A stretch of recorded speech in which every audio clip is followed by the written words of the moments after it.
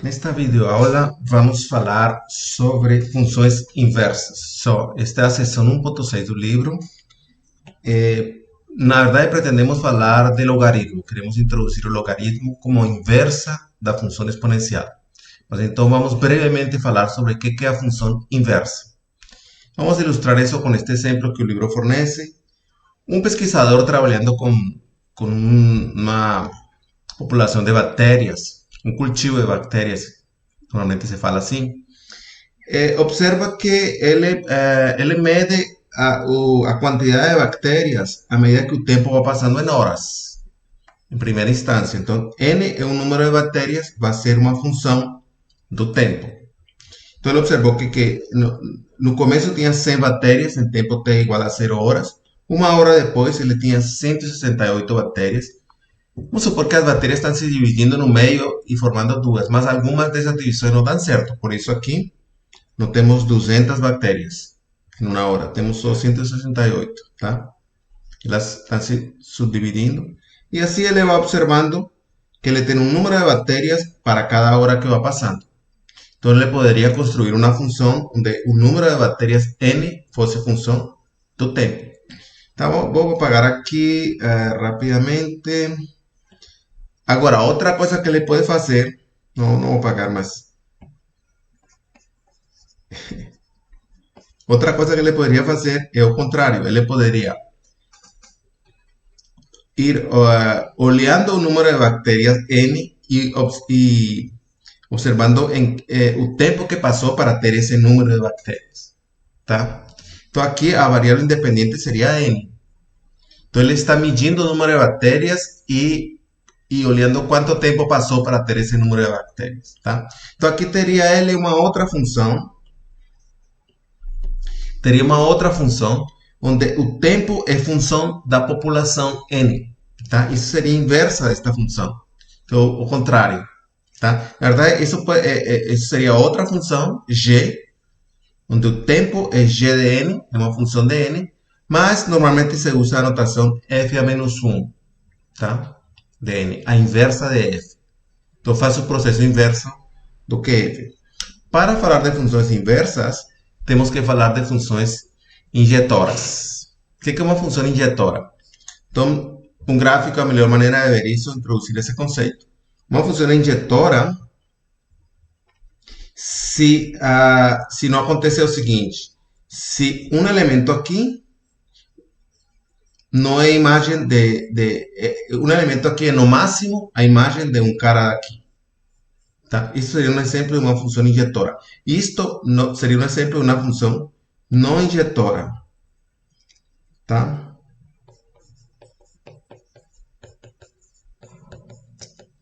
A função é injetora ou não injetora, não tem nome para isso. Isso seria um exemplo de uma função não injetora. Por quê? Porque aqui um cara tem duas pré-imagens. Tá? Existem dois caras aqui com a mesma imagem. Na função injetora, dois caras aqui têm que ter imagens diferentes. Tá? Já estou falando em imagem da função. Esta função não é injetora porque dois caras têm a mesma imagem. 3 vai para 4 e 2 vai para 4. Então, isso a função não é injetora. Por quê? Queremos definir a inversa. Então, a inversa iria em esta direção. Certo? Mas aqui não podemos definir a inversa. Porque a inversa, me diria que a função inversa, 4 teria duas imagens. Para qual iria 4? Para 3 ou para 2? Não sei. Então, como a função não é injetora, não vamos ter a inversa. Tá? Então, a definição de função injetora é essa aqui. Uma função injetora se f de x1 é diferente de f de x2, sempre que x1 seja diferente de x2. Tá? Outra maneira de escrever isso é a seguinte. Isso pode ser escrito assim. Se x1 é diferente de x2, então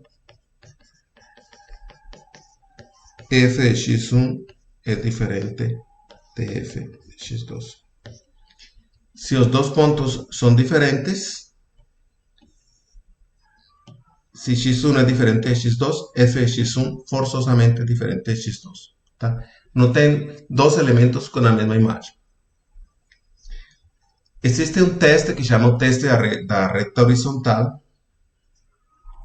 que permite saber se uma função é injetora ou não. Uma função é injetora se você traça qualquer reta horizontal, como esta vermelha, e se essa reta corta duas vezes a função não é injetora. Tá? Esta função não é injetora, porque você vai ter, como a reta curta duas vezes, temos dois pontos, um x1 e um x2, onde a altura é a mesma. Então, esses dois pontos têm o mesmo valor.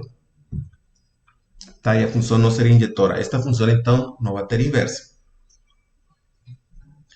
Só vou fazer este exemplo aqui. A função x ao cubo é injetora. A função x ao cubo tem este gráfico aqui. E qualquer reta horizontal corta o gráfico em um único ponto, incluída essa reta aqui. Esta reta só corta em zero a função. Se você faz uma ampliação aqui desta área, faz um zoom, você vai ver que aí a função, esta reta horizontal só corta em zero. Tá? Esta função é injetora por quê? Vamos demonstrar isso. Vamos tentar fazer uma demonstração breve. O livro não faz essa demonstração. Vamos ver que essa demonstração também não é tão simples. Então, a demonstração é, vamos tomar dois números A e B. A é diferente de B. Esta vai ser a hipótese fundamental. Queremos mostrar que f de A é diferente de f de B. Tá? F de A é A al cubo y f de B é B al cubo. Queremos mostrar que esto es diferente, queremos mostrar que esto no es cero. Tá? Agora, a ideia é fatorar isto desta forma. Essa é uma fatoração que vocês precisam conhecer. A al cubo menos B al cubo é igual a menos B multiplicado por este fator aqui. A al cuadrado más AB más B al cuadrado. Tá bom? A primeira coisa é que, já por hipótese, A menos B não é zero. Por hipótesis, A menos B no es cero. Quiero demostrar que este cara aquí también no es cero. ¿Tá? Para eso, vamos a usar para demostrar que ese cara no es cero, vamos a usar a fórmula do cuadrado perfeito. A más B al cuadrado. Lo falta vamos a colocar A menos B al cuadrado aquí. A menos B al cuadrado. A menos B al cuadrado es A al cuadrado más 2AB más B cuadrado. ¿Tá bom? Y por definición, una cosa al cuadrado es mayor o igual que cero. No puede ser cero. Perdón, no puede ser negativo. ¿Cierto? Correcto. Mas entonces esto nos da que pasando a 2AB para el lado del A fica negativo, menos 2AB es menor que A al cuadrado más B al cuadrado. A al cuadrado más B al cuadrado es positivo. ¿Cierto? Son fatos. Paso el 2 a dividir, esto me da que menos AB es menor que A al cuadrado más B al cuadrado sobre 2. 2 es positivo, pasa a dividir. ¿Tá? Y aquí veo un detalle importante, es un truque que yo descubrí aquí para poder demostrar esto. Es que, bueno, esa desigualdad es verdadera, ¿tá? Para cualquier A y B, ¿tá? Porque la única cosa que usamos es que A menos B al cuadrado es mayor o igual que 0. ¿Tá bom? A menos B al cuadrado é maior ou igual que 0. Eu acho que, perdão, eu acho que aqui é A mais B al cuadrado. Tá? Errei aí. A mais B al cuadrado, vou usar A mais B. Isso é maior ou igual que 0. Pode ser 0 se A é igual a menos B, porque então A mais B dá 0. Mas tudo bem, é maior ou igual. Então, aqui estou usando na verdade maior ou igual. E aqui tem que ser maior ou igual. Tá bom? Bom, temos esta desigualdade. ¿Cierto? Más, esta desigualdad es verdadera, más esta desigualdad se mantiene verdadera si yo sumar una cosa positiva al lado mayor. Si al lado mayor suma una cosa positiva, va a se mantener. Y voy a sumar esta cosa positiva. ¿Tá? Y entonces esto va a dar A más B al cuadrado. certo? Então, quando eu passe de novo esse termo para lá, o menos AB passa para lá, fica que ele fica positivo aqui. Então, já sei que isso é maior ou igual que zero. Já sei então que esse termo é positivo ou zero. Quero mostrar que não é zero. Mas já sei que negativo não é. Pero não já matei uma quantidade de coisas. Então, ele é maior ou igual que zero. Tá? Mas quando isto vai ser zero? Isto va a ser igual a cero cuando aquí era cero.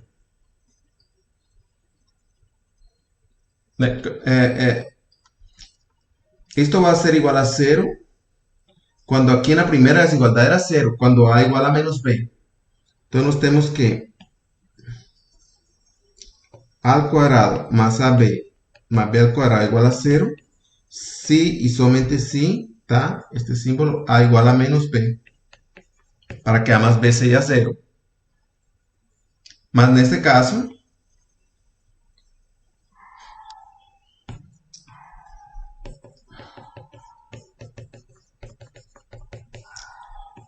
si A igual a menos B, yo tengo que A al cuadrado más AB más B al cuadrado, A al cuadrado más A por B más B menos A.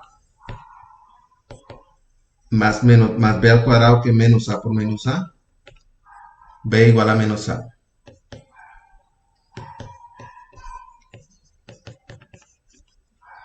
¿Tá? Entonces yo puedo trabajar como si B fuese igual a menos A. Y esto me da A al cuadrado menos A al cuadrado más A al cuadrado. ¿Por qué? Porque aquí este termo aquí, este da A por menos A, da menos A al cuadrado. Y menos A por menos A, que es B al cuadrado, menos con menos da más, da esto. Entonces yo tengo que estos dos termos se cancelan y esto es igual a A al cuadrado, ¿cierto? Más A al cuadrado es mayor o igual que 0, más no puede ser 0, porque si esto fuera igual a 0, si A al cuadrado fuese 0, entonces A sería 0. Entonces A sería 0. La única manera de que A al cuadrado sea 0 es que A propio sea 0. Y entonces B, que es igual a menos A, B sería 0. Entonces A sería igual a B. ¿Tá? A sería igual a B. Entonces yo tengo que A no puede ser 0. A no puede ser 0 porque sería igual con B, que serían ambos ceros. Entonces, esto tiene que ser estrictamente positivo. Entonces, si A igual a menos B,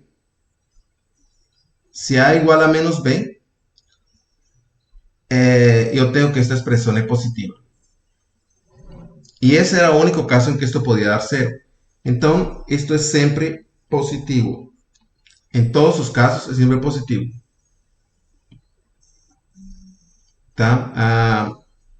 Porque cuando esto podía ser 0 es cuando A igual a menos B. Y ya vimos que si A igual a menos B y A no es 0, aquí A igual a menos B y no puede ser 0, entonces ese termo aquí va a dar estrictamente positivo. ¿Tá? Que va a ser esto aquí. Entonces esta expresión es positiva. Entonces lo que nos tenemos es que este cara es igual a esto, que es igual a esto, donde este cara no es 0 y este cara es positivo.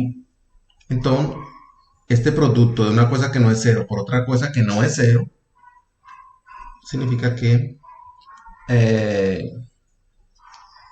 este cara no es 0, entonces f de A es diferente de f de B.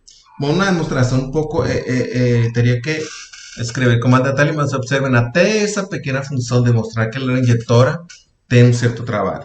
Tá? Vamos agora a falar da imagem de uma função. Então, a melhor coisa é fazer isso com um gráfico muito simples. Temos uma função f que vai de x em y. X é o domínio e y é o que chamamos de contradomínio, tá? Onde chega.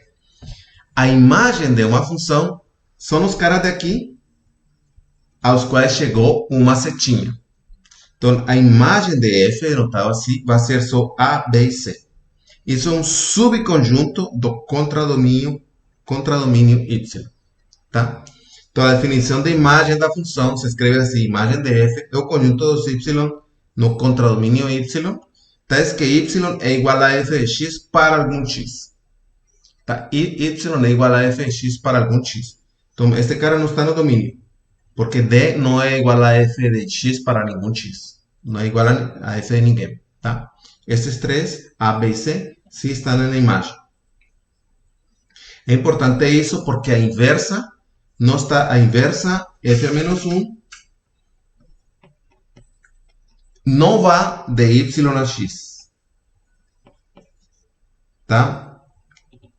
Ela não vai de y a x. Vamos ver a imagem, a inversa vai da imagem em x, tá? A imagem é um conjunto menor. A inversa parte de um conjunto menor, tá? Então, a definição de inversa é isso. Seja f uma função injetora com domínio A e imagem B. Então, a função inversa é a função que parte de B, o domínio é B, e a imagem é A. Faço o contrário. Tá?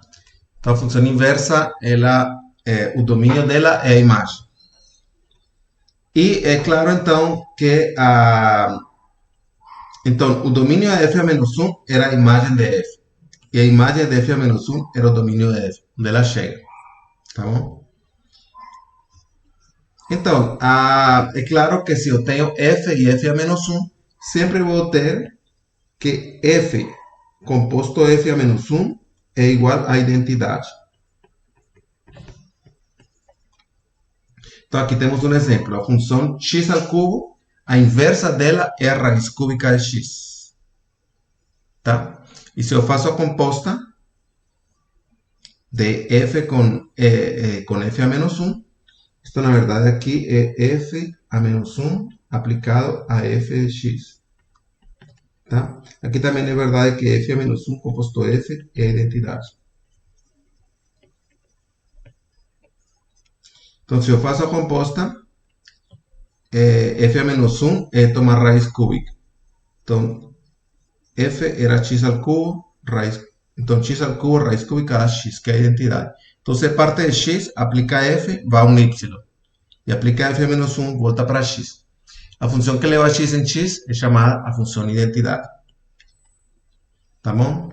Então, há um detalhe aqui, uma coisa importante. F a menos 1 não é 1 sobre f.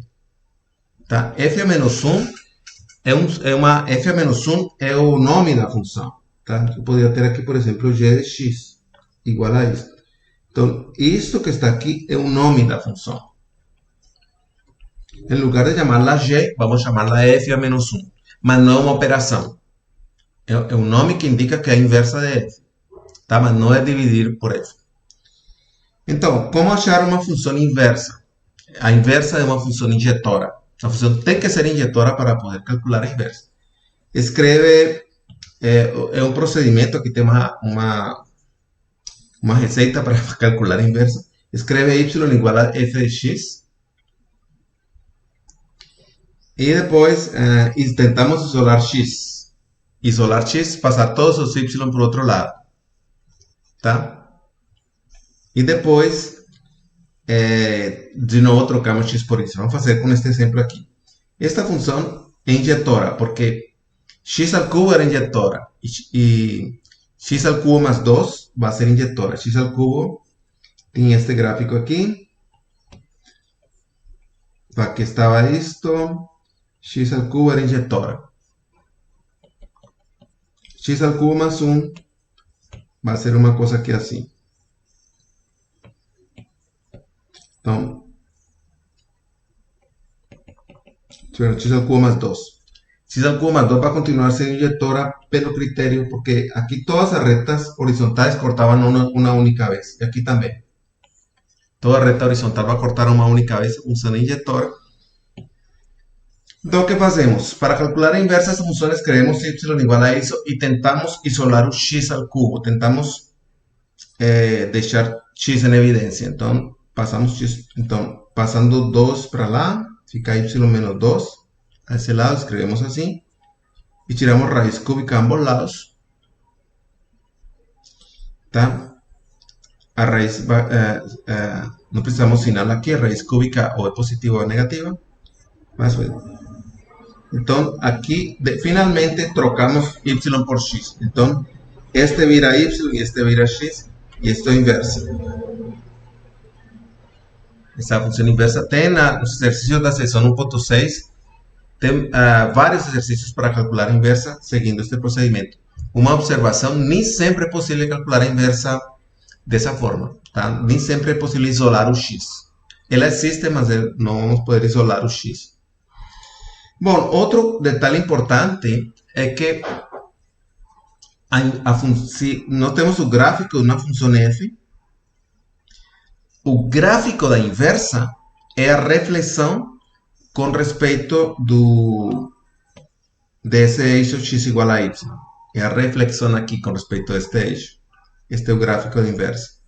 Tá? Por quê? Porque se aqui estávamos no ponto AB, refletir com respeito a esta reta, refletir este é o ponto BA. Então, se o ponto, um ponto refletido com respeito a esta reta verde, y igual a x, ele troca x por y. Tá? Então, aqui nós tínhamos que f de A era B, aqui temos que f a menos 1 de B é A. Tá? Então, aqui o A era a saída e aqui o A é a chegada. Tá? Então, por isso explica por que os gráficos são uma reflexão, vamos ver isso com logaritmo, uma reflexão com respeito disto. Então, se aqui está f embaixo, f a menos 1 está em cima, igualzinha a uma refletida. Tá? Bom, vamos falar da função de logaritmo no próximo vídeo, vamos deixar este curtinho e introduzir a função logaritmo na próxima videoaula.